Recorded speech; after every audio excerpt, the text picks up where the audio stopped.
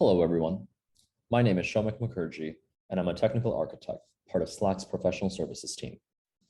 Slack has launched a library of key accelerator apps with the intent of boosting productivity and improving the quality and experience of all Slack users. Today, I'll be demoing one of those accelerator apps, Slack Request Bot. Before I begin, though, I'd like to focus on a few points related to the app's value drivers, what it solves, and the business outcomes to expect. Companies often have processes and restrictions around channel and guest administration, and this is the right security posture for many firms. Once restricted, though, there is no built-in request process for quickly completing the administrative tasks of archiving, unarchiving, renaming channels, and handling the guest approval workflow in Slack.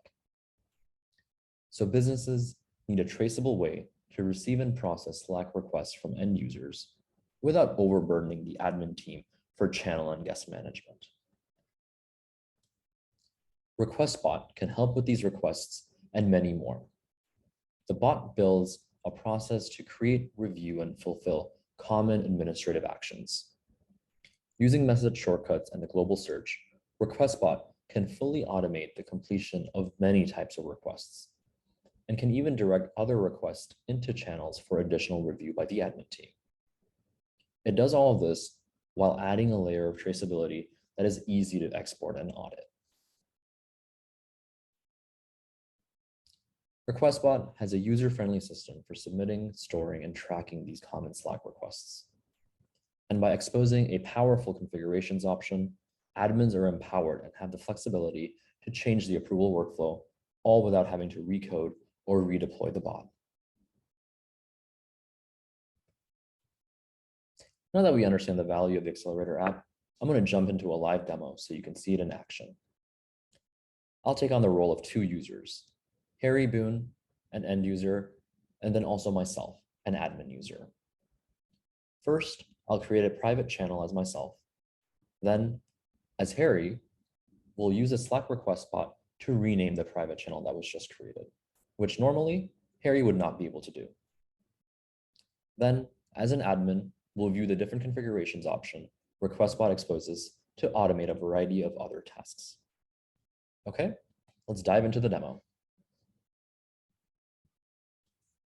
So here I am as an admin. I'll first create a private channel for Harry to rename.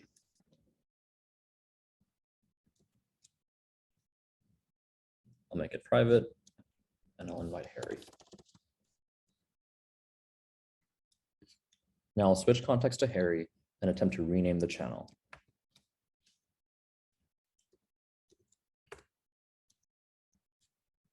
I can see that I'm not able to rename it because I'm not the owner of this private channel. So what we can do is use the global shortcut to invoke Slack request bot. I'll search for request and invoke the shortcut. I can see here this modal with all the different options that Slack request bot exposes. Let's rename this channel. I'll search for the channel.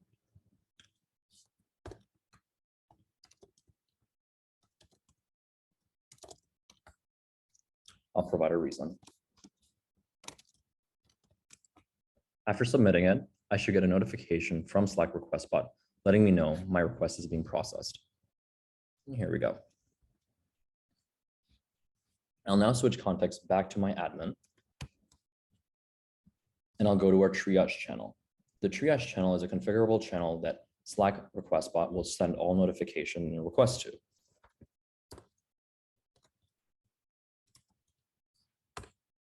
This channel is totally configurable and should be kept private.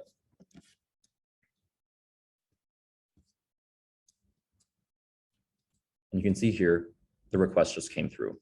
I'll go ahead and approve it and provide a comment for additional traceability.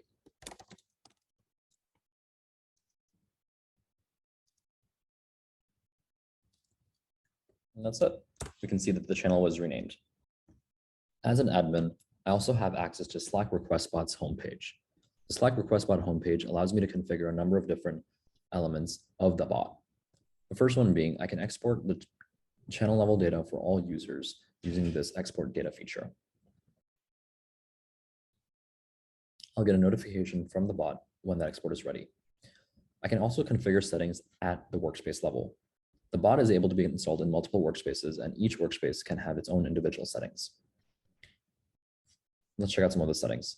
The first one is a default channel. This is the channel that we saw earlier that was aggregating all the requests that Slack request bot was sending. I can also choose to send individual requests to their own special channel. I can also then choose to fully automate some types of request. Like let's say channel rename. And let's do sharing multi-workspace channels.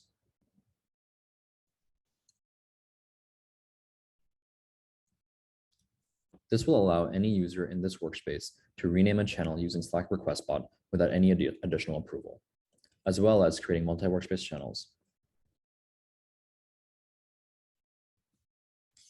Let's check out the user export. Here it is, a CSV with all the members in that channel. And that's Slack request bot. Thanks for your time today. It's important to know that this specific accelerator app does have some technical hosting and infrastructure requirements. This is different than our standard app library.